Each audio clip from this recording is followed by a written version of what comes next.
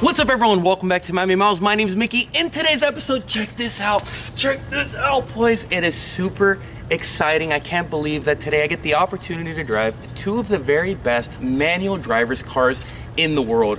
To my left, the Lotus Evora GT, and to my right, the original Cayman GT4. And you're probably like, Mickey, why don't you have the brand new Cayman? well, listen, Johnny, it's because the brand new Cayman is $150,000. On the other hand, these cars are right around $120,000.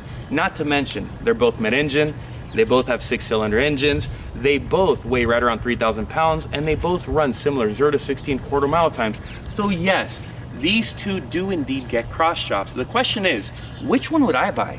If I had the money and I just wanted to get something that was extremely fun to drive, which car would have the magical hands that come up from under the seats and give me all the massages and tingles? Well, today we're gonna find out. Today I'm gonna tear both of these cars up on Miami streets. But before I do, guys, what I wanna do is I wanna do a little walk around both of these cars, show you which one's sexier, show you which one's better looking, and then I'm gonna start them up and show you which one sounds better. Anyways, let's get right into it. So I want to start with the Evora GT. Look at how delicious this car looks. It exudes so much exoticness. Guys, don't take my word for it. Every single time I've been out in this car, people come up to me and they're like, is that a McLaren? Is that a Ferrari? Literally everybody confuses the Evora for everything else. Not to mention that the GT may be one of the best looking cars ever. I love how they did these paint schemes with the paint of the car combined with the black accents and the red nostrils running all the way down the center of the car. It is absolutely breathtaking. And then as we come around the side, we'll see just how sexy this mid-engine layout is. Look at this thing. Oh my God, and the more we move towards the back of the car, the better looking it gets. I love how the back of the car looks borderline 458. I don't know if they did that on purpose. I think the Evora and the 458 came out right around the same time, so I'd have to check out which one came out first. Nonetheless, this thing is so gorgeous. Look at the engine, guys. Look at the Camry sourced 3.6 liter supercharged engine right there, visible through that little window. Oh man, this car is so good looking. Oh my God, I would venture to say it's one of the best looking cars I've ever driven. Now, I'm not saying that this is the best looking car in the world, because it's not. There's definitely other vehicles that are better looking, but I definitely do think that it looks a little more exotic and a little more sexy than the GT4 counterpart. So let's go ahead and go around the GT4. On the GT4, we'll look at right away this amazing rear wing that produces 220 pounds of downforce at 186 miles an hour. It looks absolutely sexy, and it's, to my eyes, the thing that differentiates this Cayman from every other Cayman in the world. Then as we work our way down the side of the car, we'll see the GT inspired wheels, the same brakes that are on my GT3 Touring, and a body that looks, you know, really Cayman. Now, as we come around the front, we'll see the GT inspired nostril, this little guy right here, which is also on my GT3 Touring, and the GT inspired ground effects. Look at how low this thing is to the ground. Oh man, and as a matter of fact, I've scraped that bumper already multiple times trying to get it over little bumps. So it does look like a race car, but I would be hard pressed, right, to be convinced that this thing looks better than that. Oh, that thing just, you know, gets me super excited down where it counts. Look at that thing. Oh my God. Nonetheless, a very good looking Porsche. A very good looking Porsche. So guys, you know, go down below, and before I go for a drive, tell me which one you think looks better. Even though it's hard, I would give the slight edge to this guy. So now, I am going to show you what these cars sound like. Let's go and start them up and see if this guy or this guy sounds better.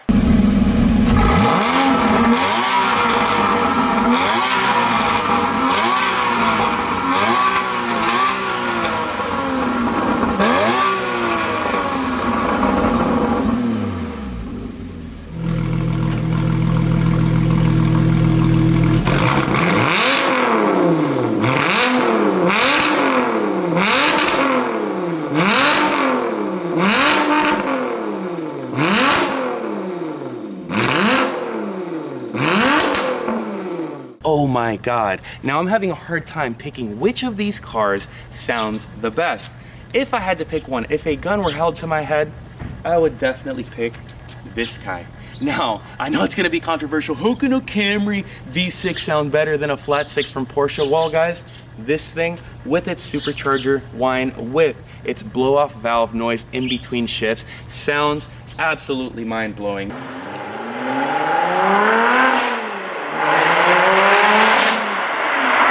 Now, it may be because this thing does have a third catalytic converter delete, which means it is cheating just a little bit, whereas this is stock. Nonetheless, I don't want to take anything away from this. This car sounds absolutely breathtaking. To my ears, it sounds even better than the 718 Cayman GT4. Anyways, this is the winner of the exhaust. Let's now go for a ride in the Cayman GT4. Listen to that. In this corner, brakes, rev match into the corner. Wow! Dude, this thing is so dangerous. Now, come on, torque. There's the torque. Dude, I love this thing. I love it. Let's start with the powertrain, ladies and gentlemen. That 3.8 liter producing 385 horsepower. The first thing I want to start with is the sound. It sounds incredible. You can tell that this engine is indeed related to the engine in my GT3, whereas the 718 4-liter was a lot higher pitched. It was not as nice in its way that it revved up the rev range and the way that it sounded. Well, let's put our foot down.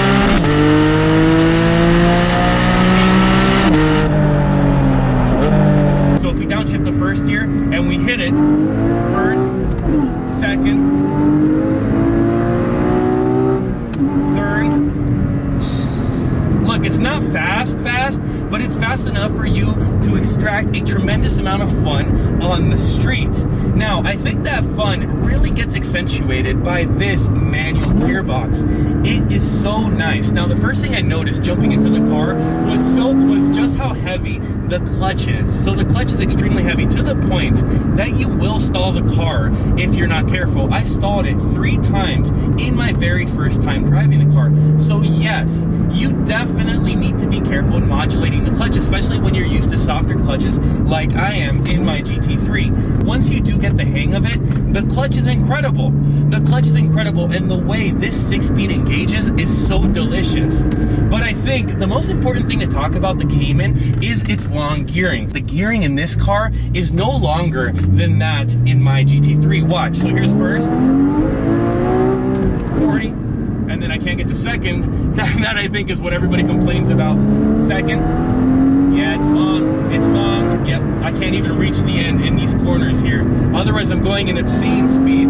So yes, the gearing is long, but I think they did that on purpose. Not just to keep the performance from, you know, attacking the Carrera S and beating the Carrera S, but because it makes the car way more manageable in traffic. Like, I've been driving it in traffic for about a day now, and the car feels extremely comfortable. You don't have to shift and use the clutch all that much. I think that's the purpose of the long gearing. So I don't mind the long gearing, and I would keep the car with the long gearing if I got it.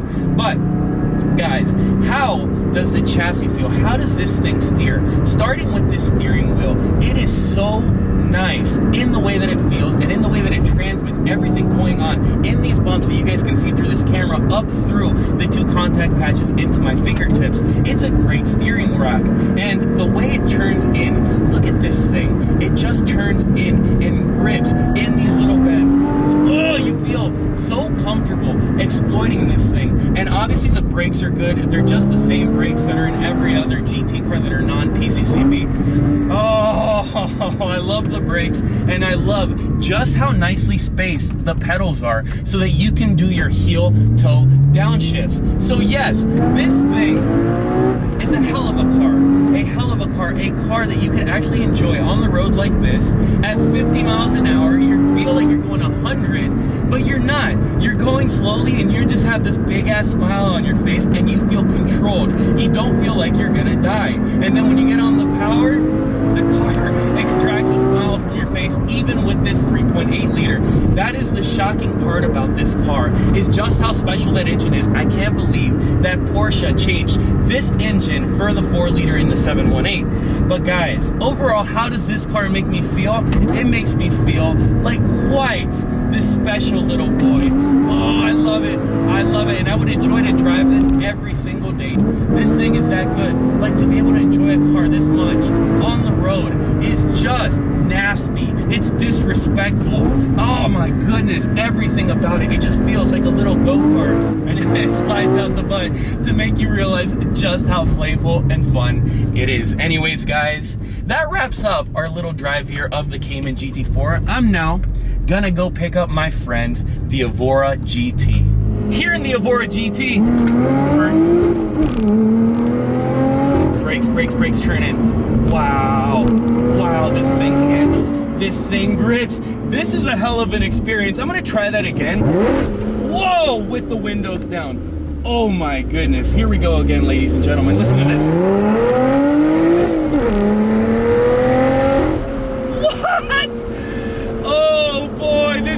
Be a very positive review. Whoa! When you get off the accelerator and the back pressure of the exhaust causes these farts. Listen. Wow! Dude, I absolutely love this thing. I'm gonna go a little longer. 6, 7. Wow, brakes. Oh my God. Okay. All right, ladies and gentlemen, where do I start with this car? Let's start with objective things that I experienced jumping out of the GT4 into this. Right away, this thing feels like more of an event. Not just the jewelry that's inside, the colors, the carbon fiber, the magnesium steering wheel, but the way that this roof line slopes down and kind of hinders your visibility. Just like every other sports car in the world, you know, you're not supposed to be able to see that good out of it. So, this exotic sports car feel is definitely injected into that 3.6 liter Camry Source supercharged V6. Listen to this. I don't know. Wow! The steering, ladies and gentlemen. The steering is so intuitive. Oh my goodness. So let's talk about the power delivery. Is it faster than the GT4? I think the answer to that is yes, it is. This supercharger, makes it feel. Oh, I missed the gear. Maybe if I didn't miss the gear. But anyways, this supercharger is so torquey. Oh my goodness. Yes, it's more powerful. Not only is the clutch in this car softer and more intuitive and easier to use, but this shifter feels like you're click-clacking a gun. Oh my goodness, it's so good. Clack. Clack. And I know you guys can't hear that, but every time you hit the gear, it clicks into place and it's so satisfactory. I don't think Lotus let up on the steering at all either, because the steering is just as good as the powertrain and this gearbox. Watch this. Second gear. Water on this bed. Brakes. Rev match into this bend. Dude, it just grips. It grips and doesn't let go. I think the difference in steering between this and the GT4 is imperceivable. Like, you wouldn't be able to tell the difference, to be honest with you. So far, powertrain amazing, gearbox amazing, this steering amazing. What about fun factor? How does this thing make you feel? Well, does it make me feel better than the GT4? Let's find out. Brakes. Dude, the brakes are way better than the GT4. Brakes into this little corner and then power out. Brakes again. Oh yeah, the brakes are way better than the GT4. So, how does it make me feel, ladies and gentlemen? It makes me feel absolutely like a superhero. This thing may be the last hurrah for the Evora, but it is the best Evora ever made and one of the best cars I've ever driven. And to answer your question, yes, ladies and gentlemen, this is a better driver's experience or driving experience, I can't even talk, than the GT4.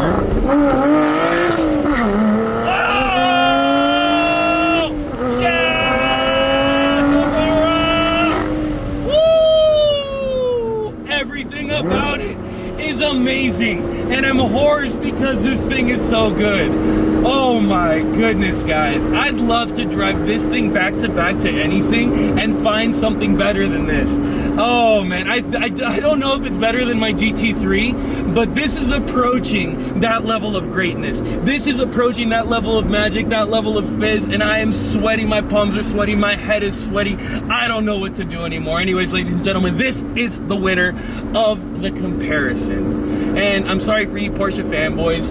I'm a Porsche fanboy, but this is just a fact of life. If you have the money, go buy this now. Even if you have a bunch of money, I guarantee you have nothing in your stable that's as fun as this. So if you guys enjoyed this review, go down below, give me a subscribe and a thumbs up. You know, all the things to make my channel grow, because I'm trying to do this every single day. Apart from that, I hope that you, that's right baby, you have an amazing day. Take care.